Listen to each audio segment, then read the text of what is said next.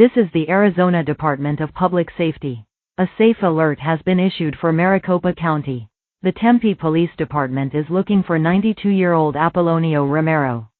Apollonio is a Hispanic male 5 feet 7 inches tall, 140 pounds, with black eyes and gray hair. Apollonio was wearing a denim jacket. Apollonio was last seen on the 2nd of January 2026 at 6 p.m. near Scottsdale Road and Curry Road on foot. Apollonio suffers from a medical condition which may cause him to become lost or easily confused. Please contact the Tempe Police Department at 480-350-8311 or call 911 with any information. If you have contact with this safe alert, please call 911. Monitor TV and radio for updates.